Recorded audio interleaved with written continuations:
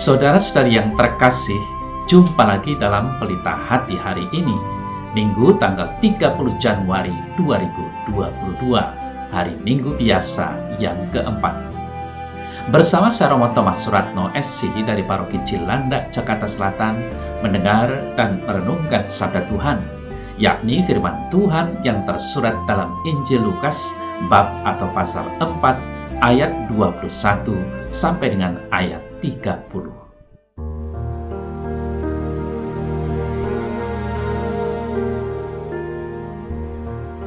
Sekali peristiwa, Yesus mengajar orang banyak di rumah ibadat di kota asalnya, Nazaret. Katanya, "Pada hari ini genaplah nas ini sewaktu kamu mendengarnya." Dan semua orang itu membenarkan dia, dan mereka heran akan kata-kata yang indah yang diucapkannya. Lalu kata mereka, "Bukankah ia ini anak Yusuf?" Maka berkatalah ia kepada mereka, "Tentu kamu akan mengatakan pepatah ini kepadaku, 'Hai tabib, sembuhkanlah dirimu sendiri. Perbuatlah di sini juga di tempat asalmu ini segala yang kami dengar yang telah terjadi di Kapernaum.' Dan katanya lagi, 'Aku berkata kepadamu, sesungguhnya tidak ada nabi yang dihargai di tempat asalnya. Dan aku berkata kepadamu, dan kataku ini benar, pada zaman Elia terdapat banyak perempuan janda di Israel ketika langit tertutup selama 3 tahun dan 6 bulan dan ketika bahaya kelaparan yang hebat menimpa seluruh negeri. Tetapi Elia diutus bukan kepada salah seorang dari mereka, melainkan kepada seorang perempuan janda di Sarfat di tanah Sidon. Dan pada zaman Nabi Elisa, banyak orang kusta di Israel dan tidak seorang pun dari mereka yang ditahirkan selain daripada Naaman orang Syria itu." Mendengar itu sangat marahlah semua orang yang di rumah ibadat itu. Mereka bangun lalu menghalau Yesus keluar kota dan membawa dia ke tebing gunung tempat kota itu terletak untuk melemparkan dia dari tebing itu. Tetapi ia berjalan lewat dari tengah-tengah mereka lalu pergi.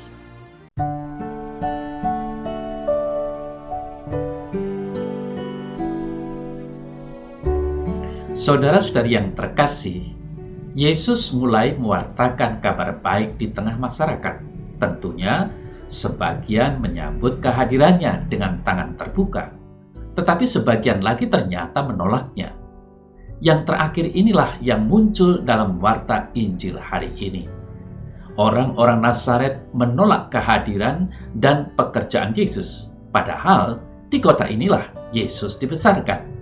Kisah penolakan ini merupakan kisah yang sangat penting dalam Injil Lukas, karena menunjukkan gagasan sang penulis Injil tentang karya keselamatan Allah. Saudara-saudari yang terkasih, pada umumnya seperti yang dapat kita baca dalam kitab Perjanjian Lama, hidup seorang nabi kiranya akrab dan tidak asing lagi dengan yang namanya penolakan. Kasihan, namun justru itulah yang terjadi. Mereka sering ditolak dan dibuat susah oleh saudara-saudara mereka sendiri. Lebih dari itu, alasan penolakan yang dialami Yesus kali ini rupanya sangat mendasar. Yesus tidak diterima karena ia membawa kabar keselamatan yang sifatnya universal, yang berlaku bagi semua orang. Saudara-saudari yang terkasih, sungguh sangat disayangkan perasaan seperti orang-orang Nazaret itu sampai sekarang masih terpelihara, bahkan menjangkau masyarakat kita juga. Masyarakat terkotak-kotak dalam berbagai macam kelompok, di mana masing-masing kelompok merasa bahwa merekalah yang paling baik. Menjadi sensitif jika kelompok yang dimaksud adalah kelompok agama. Sampai sekarang pun mungkin terjadi demikian. Bisa-bisa masalah menjadi hitam dan putih. Agama saya benar, agamamu salah. Saya nanti akan masuk surga, kamu akan kepanasan di neraka. Sangat memprihatinkan jadinya. Maka sampai kapan kiranya kita semua sadar bahwa kasih Allah itu sudah pasti ditujukan kepada semua manusia tanpa pilih-pilih. Karena itu, saudara saya terkasih, dalam hal ini keteguhan hati Yesus untuk berani ditolak orang-orang sekampungnya kiranya patut kita teladani. Pada intinya, yakni sikap melawan arus yang ditempuh Yesus ini adalah demi tegaknya kebenaran ilahi. Ditolak bahkan dibunuh adalah resiko yang mesti dihadapi. Dan kita tahu bahwa Yesus dengan setia menanggung itu semua sampai akhir hidupnya. Para nabi mewartakan kebenaran, tetapi tidak semua orang suka mendengarkan kebenaran. Mengapa? Karena kebenaran kadang-kadang justru menyakitkan, bukan?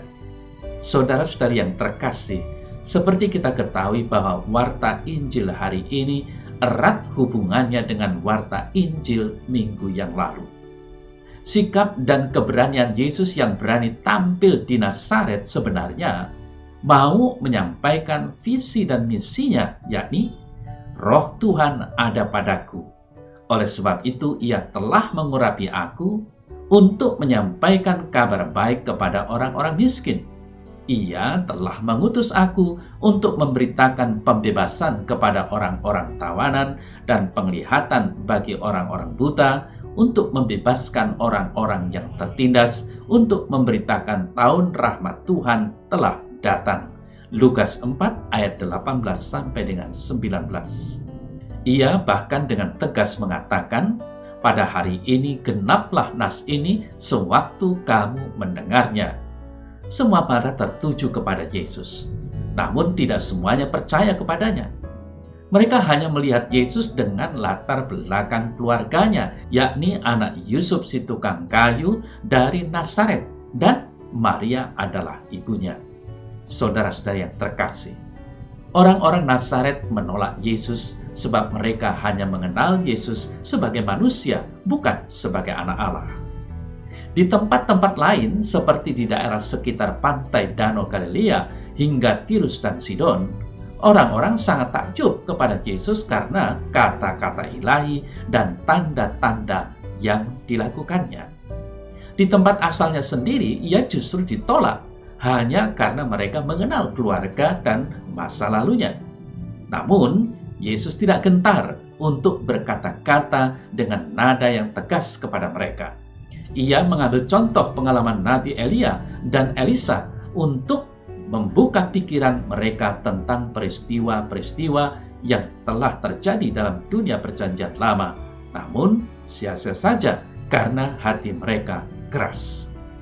Saudara saya terkasih, penginjil Lukas menulis apa yang kita dengar tadi, bahwa mendengar perkataan Yesus itu, sangat marahlah semua orang yang di rumah ibadat itu. Mereka bangun lalu menghalau Yesus keluar kota dan membawa dia ke tebing gunung, tempat kota itu terletak, untuk melemparkan dia dari tebing itu. Lukas 4 ayat 28 sampai dengan 29. Sikap Yesus adalah berjalan dari tengah-tengah mereka lalu pergi. Lukas 4 ayat 30. Saudara saya terkasih, sikap dan karakter Yesus sangat meneguhkan kita supaya memiliki sikap tegas dalam hidup karena kasih. Hal ini sama dengan sikap para nabi, khususnya Nabi Yeremia yang bersikap tegas dan berani karena ia mau mengajarkan umat Allah supaya setia kepada Tuhan dan mengikuti kehendak-Nya. Kehendak Tuhan bagi manusia adalah kasih. Tuhan Yesus bersikap tegas kepada orang-orang di kampung halamannya supaya mereka memahami kasih dan kesetiaan Tuhan yang sedang melawat mereka. Saudara saya terkasih, ia mewartakan Injil sebagai kabar sukacita dan kabar keselamatan, namun mereka tidak memahaminya. Pengalaman Yesus ini adalah pengalaman kita juga dalam melayani gereja masa kini. Kita boleh berniat untuk melayani tanpa pamrih, tetapi selalu saja berjumpa dengan orang-orang yang tidak memihak pelayanan kita. Kita tidak harus putus asa, namun tetap berusaha untuk melayani dan melayani. Lalu, apa yang harus kita lakukan? Kita ingat Paulus mengatakan bahwa dari 3 keutamaan, iman, harapan, dan kasih, Yang paling besar di antaranya ialah kasih. 1 Korintus 13 ayat 13. Hidup kita bermakna kalau kita mampu mengasihi. Tanpa kasih, hidup kita tidak berarti. Paulus mengatakan, saudara saya terkasih, kasih itu sabar, kasih itu murah hati, ia tidak cemburu, ia tidak memegahkan diri dan tidak sombong. Ia tidak melakukan yang tidak sopan dan tidak mencari keuntungan diri sendiri. Ia tidak memarah dan tidak menyimpan kesalahan orang lain. Ia tidak bersuka cita karena ketidakadilan, tetapi karena kebenaran. Ia menutupi segala sesuatu, percaya segala sesuatu, mengharapkan segala sesuatu, sabar menanggung segala sesuatu, kasih tidak berkesudahan. 1 Korintus 13 ayat 4 sampai dengan ayat 8. Saudara-saudari yang terkasih, nilai-nilai kasih menjadi nyata dalam 7 karya belas kasih jasmani dan rohani. Katekismus Gereja Katolik mengajarkan bahwa ada 14 karya belas kasih yang dibagi menjadi 2, yaitu karya belas kasih jasmani dan rohani, KGK nomor 2447. Yang pertama, ada 7 karya belas kasih jasmani, yakni memberi makan kepada orang yang lapar, memberi minuman kepada orang yang haus, memberi perlindungan kepada orang asing, memberi pakaian kepada orang yang telanjang, melawat orang sakit, mengunjungi orang yang dipenjara, dan menguburkan orang mati. Lalu yang kedua, ada 7 karya belas kasih rohani, yakni menasihati orang yang ragu-ragu, mengajar orang yang belum tahu, menegur pendosa, menghibur orang yang menderita, mengampuni orang yang menyakiti, menerima dengan sabar orang yang menyusahkan, dan berdoa untuk orang yang hidup dan mati. Maka, saudara yang terkasih, pada hari ini marilah kita bersama-sama untuk berani melayani Tuhan dan sesama karena dan untuk mewujudkan kasih. Jadikanlah hidup kita sempurna karena dan di dalam kasih yang sejati, yakni dalam kasih Kristus Tuhan kita.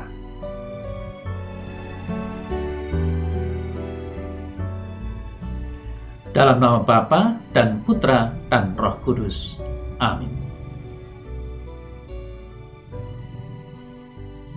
Ya Tuhan Allah, jadikanlah kami umat Kristiani yang dipenuhi kasih dan kesetiaan untuk tetap percaya, penuh harapan, dan yang selalu mewartakan keselamatan-Mu kepada setiap orang yang kami jumpai dalam hidup sehari-hari.